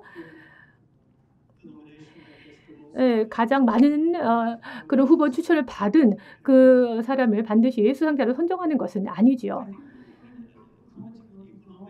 경제학을 이제 외부인의 입장에서 봤을 때 사실 사회과학 분야에서는 어느 정도 이상치라고 볼 수가 있겠습니다. 아주 강력한 패러다임을 갖고 있기 때문이죠. 그리고 여기 있는 경제학자 다 같은 언어를 사용하고 같은 그런 가정들을 공유하고 경제 시스템에 대해서도 같은 의견들을 공유하고 있습니다. 경제적인 행동을 모델링할 수 있는 그러한 규칙들도 다 공유를 하고 있습니다. 굉장히 강력한 패러다임이죠. 그래서 포용성이 굉장히 높다고 할 수도 있지만 또 어떤 측면에서는 배타성이 높습니다. 그 장벽을 뚫고 들어가기 어렵다는 것이죠. 그래서 경제학 분야는 하나의 학문 분야로서는 이제 굉장히 건전한 상태에 있다고 생각하고요. 과거에는 이론적인 측면이 강했지만 이제는 실증적인 측면이 더욱더 강해지고 있습니다. 그래서 수학적인 측면이 오히려 더 강해지고 있습니다. 새로운 데이터에 대한 접근권이 생겨나면서 이 실증학적인 경제학 분야에서 많은 새로운 동향들이 나타나고 있는 것 같습니다.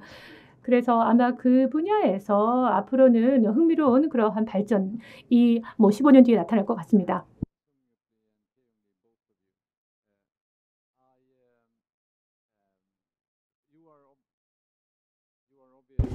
이승엽 박사님 그리고 이기영 교수님께 질문을 드리겠습니다. 한국에서의 경제학 연구의 품질을 선도하고 계시다고 저는 생각합니다. 직접 인정은 하시지 않겠지만요. 한국의 경제학 연구는 얼마나 많은 사람들이 참여를 하고 있고 얼마나 인기가 있는지가 궁금합니다. 이제 젊은 학생들 중에서 엔지니어, 공학도가 되고 싶어하는 사람들이 많다는 것을 알고 있습니다. 그리고 경제 전반적으로 생산, 제조, 혁신에 대한 이야기가 많이 있습니다. 경제학에 대해서 그렇게 관심이 높은지 제가 잘 모르겠는데요. 연구 분야로서 그리고 공부할 수 있는 분야로서 경제학이 얼마나 인기가 있는지 말씀해 주시기 바랍니다. 좀 대답하기 쉽지 않은 질문입니다. 사실은. 그러니까 대답을 하자면 지금 최근에 사실은 우리나라의 경제학자들, 우리나라에 있는 대한민국에 있는 경제학자들뿐만 아니라 한국계로서 외국의 대학에서 유수의 대학에서 연구를 하고 있는 많은 경제학자들이 굉장히 우수한 성과를 많이 내고 있습니다. 최근 한 20-30년 동안에는 많은 진보가 있어 왔고요. 국내 학계에서도 굉장히 많은 연구가 유수의 굉장히 우수한 학술지 저널들에 퍼블리시가 되고 있는 상황입니다. 이런 상황을 봤을 때 한국 경제학자들이 국내외에서 굉장히 많은 활약을 하고 있고 또 학계에 많은 성과들을 기여하고 있다라고 저는 다음고 말씀드릴 수 있을 것 같습니다. 물론 제가 그 중에 한 명이냐 그러면은 아직은 의문부호가 더 많이 남는다라고 생각은 합니다. 현실에서의 경제학에서의 이슈에 고민을 해본다면은 아마도 이 대답은 이승엽 박사님께서 더 잘해주실 거라 생각합니다만 저 역시 사실은 작년까지의 KDI에 재직을 하고 있었습니다. 그래서 느낀 점은 우리가 그 박사 과정을 통해서 배워왔던 많은 경제학적 전문 지식들이 실제의 정책 수립 과정과 결정 과정, 정책의 평가 과정에서 굉장히 중요한 실증적 이론적 기반을 제공을 하고 있고 실제 정책 수립에 굉장히 중요한 영향을 맡고 있다라는 점을 본다면 인지하지는 못하겠지만 대중적으로 인지하고 있을 거라고 저는 강하게 믿습니다만 인지하지 못한다 하더라도 현재 우리나라의 경제 정책에 굉장히 지대한 영향을 미치고 있다. 다른 이제 그 규제와 관련한 부분에서도 마찬가지 금융시장에 관련한 중요한 이슈에서도 많은 영향력을 주고 있다라고 저는 생각하고 있습니다. 저도 크게 다르지 않은 의견입니다. 일단은 국내외적으로 많은 한국 출신 경제학자들께서 이제 좋은 연구 결과를 많이 만들어 주시고 계시고요. 그리고 특히 이제 과거에 비해서 갈수록 그 전반적인 그 리서치의 질이나 양이 모두 다 성장하고 있다. 그래서 한국의 어떤 경제학의 앞으로의 성과는 더 우리가 긍정적으로 바라볼 수 있다라고 생각을 하고 있습니다. 그다음에 이제 어떤 경제 리서치와 그다음에 이제 경제학의 어떤 그 프레임이 우리가 이제 정책을 수립하고 그리고 그다음에 정책을 집행하고 하는 데 있어서 얼마나 기여를 하고 있는지 그것은 방금 이기영 교수님께서 말씀하셨듯이 일반 대중이 이제 생각하는 것 이상으로 크다. 그리고 그것은 이제 다양한 어떤 정책 수립 과정, 그다음에 그것의 분석과 평가 과정에서 많은 경제학자들이 이제 이 과정에 적극적으로 참여함으로써 일어나는 어떤 그런 현상이고 그것에 대해서는 앞으로 좀 더 강화되고 또 그다음에 유지돼야 될 어떤 그런 트렌드가 아닌가 생각을 합니다. 이제 많은 이제 그 한국 이제 학생들이 이제 엔지니어링 쪽에 이제 관심이 많다라고 말씀을 하셨는데 뭐 제 생각에도 경제학보다 엔지니어링에서 요즘 수요가 더 많은 것 같습니다. 그런데 이제 그럼에도 불구하고 어떤 이런 사회 현상을 어떤 그런 모델과 그 다음에 어떤 실증적인 어떤 증거를 가지고서는 설명하고 그 다음에 정책을 수립하고 그 다음 평가하는 데 있어서의 그 기여하는 경제학자의 역할에 대해서 지속적으로 이제 의미를 찾고 또 좋아하고 또 그것을 어떤 일생의 어떤 어떤 나의 일로서 그렇게 생각하고 싶어 하는 그런 우수한 학생들은 계속 나타나고 있다고 생각을 하고요. 네, 그분들께서 앞으로 더 한국 경제학을 더 만들고 더 이끌어 가실 거라고 생각을 합니다. 예. Yeah. That was really the answer of an economist. 네, 좀 경제학자로서 정말 모범적인 답변을 하신 것 같습니다. 네, 실질적으로 엔지니어에 대한 수요가 더 많다고요? 네, 물론 논리적이긴 합니다. 네, 아주 흥미로운 답변을 해주셨습니다. 굉장히 좋은 질문들이 지금 온라인으로 들어오고 있는데 너무나 죄송하지만 저희가 지금 시간이 없어서 이런 질문을 달 수가 없습니다. 네, 세 분 모두 감사드립니다. 제가 러너 에킬손 박사님을 다시 무대로 모시도록 하겠습니다. 오늘 이 세션에 참여해 주셔서 감사드립니다.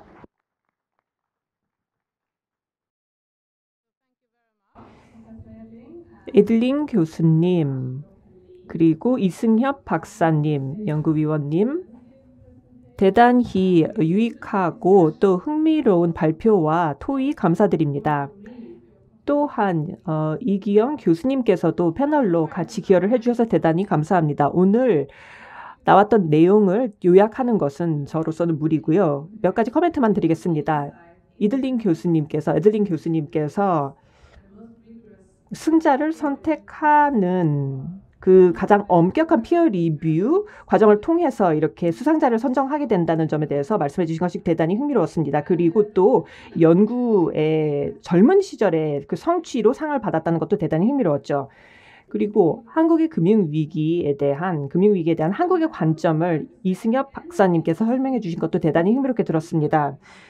그리고 경제학 연구에 관심이 있는 분들은 여전히 이 분야에 연구할 문제가 특히 규제 관련해서 연구할 문제가 많이 있다는 점을 고무적으로 생각하셔도 좋을 것 같습니다. 노벨 메모리얼 프로그램은 올해 노벨 문학상에 대해서 이따가 세션을 진행하도록 하겠습니다. 참석해 주신 모든 분들 한국 시간으로 7시에 다시 착석을 해주시면 감사하겠습니다. 유럽 시간으로는 11시에 문학 세션을 시작하겠습니다. 그리고 경제 세션까지만 참여하신 분들께서는 여기서 인사를 드리도록 하겠습니다. 감사합니다.